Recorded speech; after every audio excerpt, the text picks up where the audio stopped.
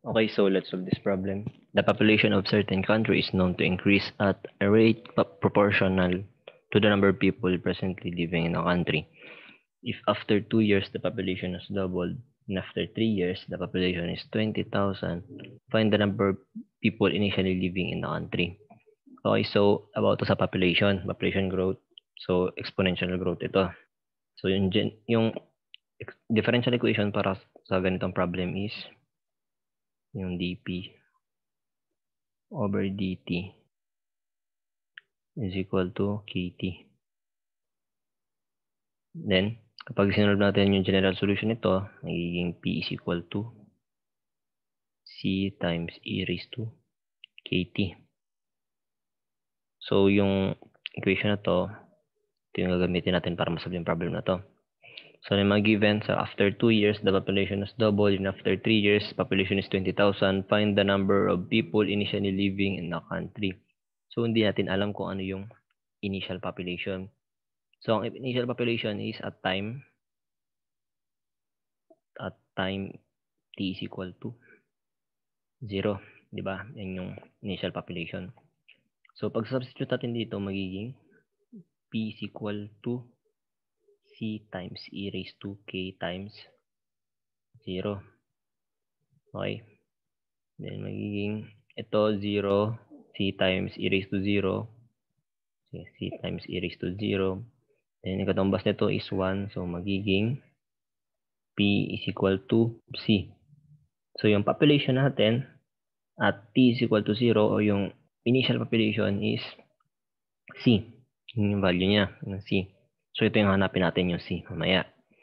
So, ano pa yung mga given dito? Sabi, after 2 years at t is equal to 2, anong sabi dito? Ang population daw nag-double. Okay. So, yung population daw naging doble. Ano nang initial natin? C, di ba? C. So, magiging 2c na siya.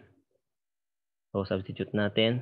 P, bali 2c is equal to c times e raised to k times, ano yung t natin? 2. Okay?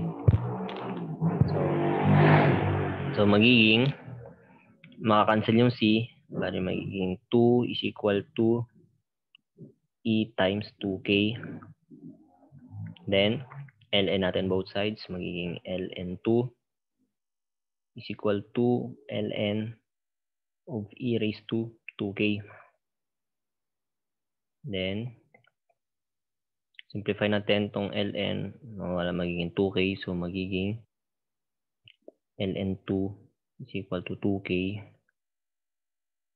or k is equal to ln 2 divide 2. Calculator natin, magiging ln 2 divide 2, approximately 0.347.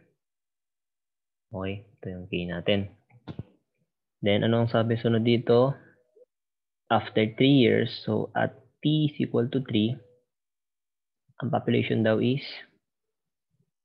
20,000. Okay?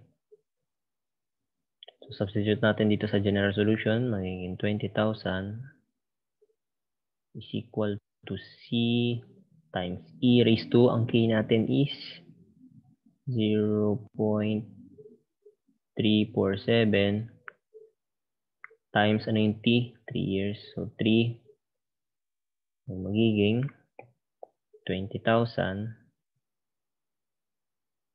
is equal to c times, solve natin itong e raised to 0.347 times 3. 2.832. Okay. Then, divide natin both sides by 2.832. 2.832. Maka-cancel to, matitira sa kabila is c. So, c is equal to, calculator natin, 20,000 divided by 2.832. So, magiging approximately 7,000 62. So this is the initial population, the country.